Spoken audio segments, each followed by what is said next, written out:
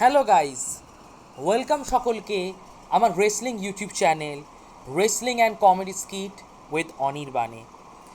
আর আজকের ভিডিওতে আমি আজকের স্ম্যাকডাউন নিয়ে আলোচনা করব, স্ম্যাকডাউনের রিভিউ করব। আর স্ম্যাকডাউন নিয়ে কিছু বলার আগে আমি একটা জিনিস বলতে চাই যে what is this, like what the shade is this. Pat McAfee কেন ডাব্লিউডাব্লিউ টাইটেল ধরে আছে? র্যান্ডির ধরার কথা। লাইক লাইক কে খেলছে কোডির এগেনস্টে? কে খেলবে রেসেলমেনিয়া, র্যান্ডি নাকি প্যাট ম্যাকাফে? আগে ডাব্লিউডাব্লিউ এটা ঠিক করুক, দেন ওরা ম্যাচ ডিসাইড করুক কীভাবে কে জিতবে। লাইক র্যান্ডি ওটার এখানে টাইটেল ধরা উচিত, আর প্যাট ম্যাকাফের ওর হাত ধরা উচিত। উল্টে দেখছি প্যাট ম্যাকাফে টাইটেল ধরে আছে, র্যান্ডি ওটন। লাইক দিস ইজ, মানে কি বলবো, এটা একটা আনফরগিভেবল সিন। মানে সত্যি বলতে এর কিছু বলার নেই। ডাব্লিউডাব্লিউ কমপ্লিটলি রুইন করছে র্যান্ডি ভার্সেস কোডি। মানে 95% রুইন হয়ে গেছে, এবার বাকি 5% এরা ড্যামেজ কন্ট্রোল করতে পারলে ভালো নেক্সট উইকেন্ড, নইলে ইটস রুইন্ড। লাইক প্যাট ম্যাকাফে এই রাইভালরিতে ইনভলভ হচ্ছে, এটা আমার প্রবলেম কোনো কালেই ছিল না। আমি প্যাট ম্যাকাফেকে লাইক করি, বাট প্যাট ম্যাকাফের এই রাইভালরিতে সাইড কিক হওয়া উচিত র্যান্ডির, মানে র্যান্ডির সাইড কিক, র্যান্ডির ফ্যান বা র্যান্ডির চাটে এরম টাইপের কিছু। আর জেরিলোল কোডির হবে। বাট যেদিকে আজকে স্ম্যাকডাউন হলো তাতে আমার মনে হচ্ছে রাইভালরিটা অ্যাকচুয়ালি হচ্ছে প্যাট ম্যাকাফে ভার্সেস জেলি রোল। আর ওরা বেশি ফোকাস পাচ্ছে কোডি আর র্যান্ডির থেকে। তাও কোডি, তাও ঠিক আছে, কোডি প্যাট ম্যাকাফে, মানে কোডি অ্যাটলিস্ট জেলি রোলের থেকে ফোকাসটা নিয়ে নেওয়ার চেষ্টা করছে। বাট প্যাট ম্যাকাফেকে আজকে যেভাবে দেখানো হলো তাতে প্যাট ম্যাকাফেকে র্যান্ডির থেকে বেটার লাগছে, which is very bad, very very bad. এটা অ্যাকসেপ্টেবল না। যাই হোক, শো শুরু করে আমাদের ব্যাকস্টেজে দেখা যায় জেলি রোল আসে, জেলি রোল, কোডি রোডস আর নিকলডিস। নিকলডিস কোডিকে বলে দেয় যে প্যাট ম্যাকাফের গায়ে হাত তোলা যাবে না, কারণ হায়ার অথরিটির নিয়ম আছে। তো জেলি রোল লাস্টে বলে দেয় কোডিকে যে কোডি, তুই চ্যাম্পিয়ন, তুই ভুলে যাস না, তোকে সবার জন্য লড়তে হবে, তোকে প্লেয়ারদের জন্য লড়তে হবে, তোকে এই টাইটেল ধরে রাখতে হবে। দেন প্যাট ম্যাকাফে আসে, আর প্যাট ম্যাকাফে জেলি রোলকে রোস্ট করে দেয়, জেলি রোলের পাস্ট ক্রাইম নিয়ে রোস্ট করে দেয়। লিটারালি প্যাট ম্যাকাফে বলে যে তুই কি জানিস আমাদের বিজনেস নিয়ে, তুই একটা outsider Jelly Roll. Pat McAfee নিজেই outsider, but okay, who cares. Then Pat McAfee আসে, আর প্যাট ম্যাকাফে যা প্রোমো কাটে না, আই লাভ প্যাট ম্যাকাফে। প্যাট ম্যাকাফে মারাত্মক প্রোমো কেটেছে, ভালো প্রোমো কেটেছে, but still not for WrestleMania. Come on, রেসেলমেনিয়ায় তুমি দূরে থাকো, কাম অন। ও ব্যাকল্যাশ ট্যাকল্যাশে ঠিক আছে। যে প্যাট ম্যাকাফে বেসিক্যালি বলে যে সিএম পাঙ্ক তো আমাকে নিয়ে এত খারাপ কথা বললো, যে টিকিট কেন কমায় না, টিকেও এইসব বলে গেল। ওয়েল, আমি ফ্যানেদের জন্য করব, আমি ফ্যানেদের পছন্দ করি না। প্যাট ম্যাকাফে বেসিক্যালি ফ্যানেদেরকে মিডল ফিঙ্গার দেখায় আর বলে যে আমি পছন্দ করি না তোমাদেরকে, তোমরা রেসলিং মার্ক, তোমরা নিজেদেরকে বড় হনু ভাবো, বাট তোমাদের জন্য পাঙ্ক এতভাবে তোমাদের টিকিট প্রাইসের কথা ভাবে। তো আমি একটাই প্রশ্ন করতে চাই যে পাঙ্ক যখন নিজের মার্চেন্ডাইজ পরে আসে আর এত ভালো ভালো ডায়লগ দেয় ফ্যানেদের জন্য, ওই মার্চেন্ডাইজের যে টাকা, ওই টাকাটা ডাব্লিউডাব্লিউ কি ফ্যানেদেরকে দেয় নাকি সিএম পাঙ্কের ব্যাঙ্ক অ্যাকাউন্টে যায়? Which is very good comeback, literally very good comeback. Then Pat McAfee বলে ঠিক আছে, আমি ফ্যানেদের জন্য করছি, ফ্যানেদের লাইক না করে আমি করছি, কারণ পাঙ্ক শুধু বলতে পারে পলিটিশিয়ানের মতো, কিন্তু করতে কিছু পারে না। That's cold one. তো প্যাট ম্যাকাফে বলে যে 3 দিন সময় আছে, শনি থেকে সোমবার রেসেলমেনিয়ার টিকিট 25% ছাড় পাওয়া যাচ্ছে রবিবারের রেসেলমেনিয়ায়, মানে ওদের ওখানে স্যাটারডে, আমাদের এখানে সানডে।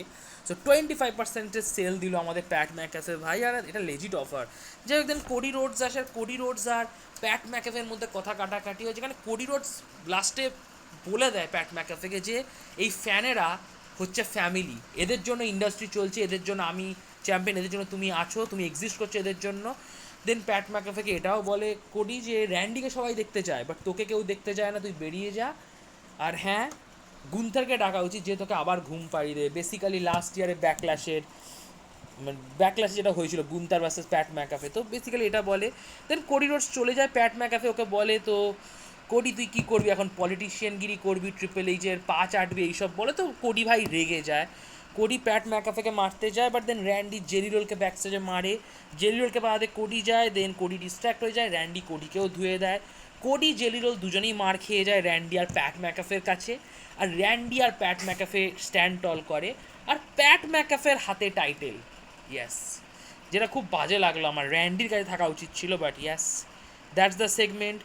আর জেলি কোডি মার খেয়ে পড়ে আছে, ফ্যানের সিম্প্যাথি পাচ্ছে, অ্যান্ড দেন প্যাট ম্যাকাফে ফ্যানেদেরকে আরেকটু রোস্ট করে দেয়। So yes, Pat McAfee is good, but still spotlight বেশি পাচ্ছে র্যান্ডির থেকে, যেটা খুবই হরিবল বুকিং। যাই হোক, পরের সপ্তাহে স্ম্যাকডাউনে আমরা দেখতে পাচ্ছি 8-man tag street fight, MFT versus White Six. আর আমি বলতে চাই ডাব্লিউডাব্লিউ খুব বড় একটা ভুল করলো। এটা রেসেলমেনিয়া ওয়ার্দি ম্যাচ ছিল, আর এটা একটা সিনেম্যাটিক ম্যাচ হলে বেটার হতো। স্ম্যাকডাউনও আই থিঙ্ক সিনেম্যাটিক ম্যাচ হলে বেটার হতো, লাইক বন ইয়ার্ড ম্যাচ বা বারিড লাইফ ম্যাচ। রাইভালরিটাই এরকম ছিল, লাইক আমি স্ট্রিট ফাইটে খুব একটা ইন্টারেস্ট নই এদের মধ্যে। Buried life match would be a fantastic stipulation. And then under the giant battle রয়্যালে পরের সপ্তাহে হবে, যেটা নিয়ে আমি কেয়ার করি না, কারণ আজ পর্যন্ত যারা যারা এই ব্যাটেল রয়্যাল জিতেছে তাদের জীবনে কোনো উন্নতি হয়নি, তো আমি এটা নিয়ে খুব একটা পাত্তা দিও না। রয়েস কিজের ডেবিউ আমরা দেখতে পারি, অ্যান্ড রয়েস কিজের ডেবিউ হয় তোমার বার্তোর এগেনস্টে, আর জাস্ট একটা স্কোয়াশ ম্যাচ ছিল যেখানে ওর ফিনিশিং মুভ দেয়, রয়েস কি 1-2-3 করে দেয়, স্পাইন বাস্টার মুভ দেয়, অ্যান্ড রয়েস কি পিন করে দেয় আমাদের বার্তো ভাইকে।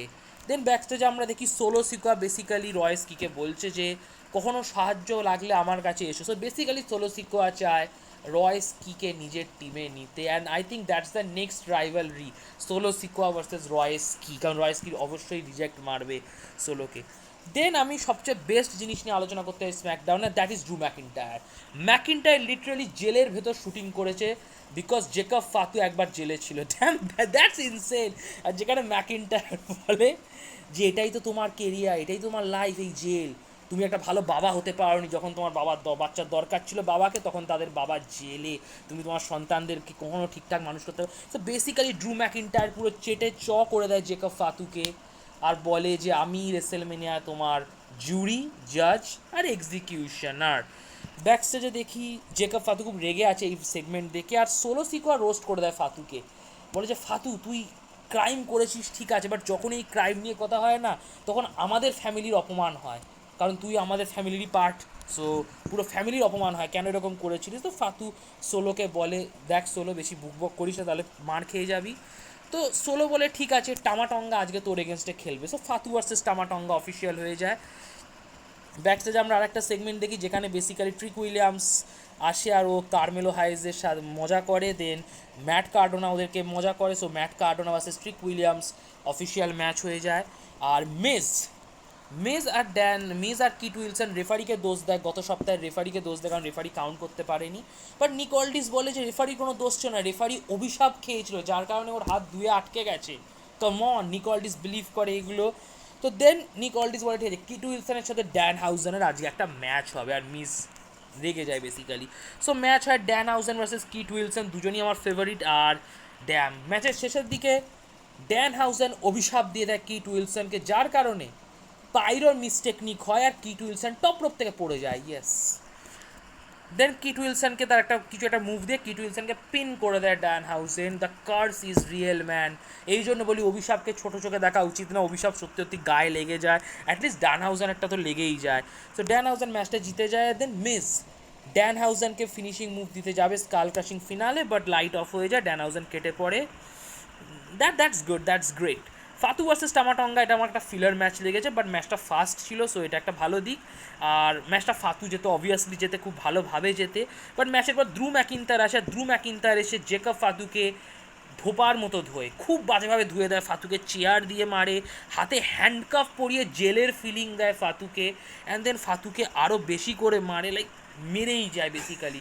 10 মিনিট ধরে তো ম্যাকিন্টার ফাতুকে বাজিয়েই গেল, and that's insane. I am completely invested into Jacob Fatu versus Drew McIntyre. আমার মনে হয় এটা মেন ইভেন্ট করা উচিত than Cody versus Randy. Sami Zayn আসে, স্যামি জেইন বলে যে অনেক ফ্যানেরা আমাকে অপছন্দ করছে, বাট আমি জানি আমার রিয়েল ফ্যানেরা এখন আমাকে পছন্দ করে, আর আমি ওদের সাথে কোনো ধোকাধারি করবো না, আমি আমার রিয়েল ফ্যানেদের জন্য ভাবি, আর যারা যারা বু করছে আমি কেয়ার করি না। স্যামি জেইন লিটারালি এই কথাটা বলে যে ও বু করা ফ্যানেদেরকে কেয়ার করে না। Interesting. Sami Zayn slowly change হচ্ছে, never mind. Sami versus Trick উইলিয়ামসের একটা ম্যাচ হয়, and that match is good. আর ওই ম্যাচটা Sami Zayn versus Trick Williams, ভুল বললাম। তো বেসিক্যালি ট্রিক উইলিয়ামস আর স্যামি জেইনের কথা কাটাকাটি হয়, আর ম্যাট কার্ডোনা চলে আসে। Matt Cardona versus Trick Williams is absolutely mediocre match, just একটা ম্যাচ রাখার তো রেখে দিয়েছে।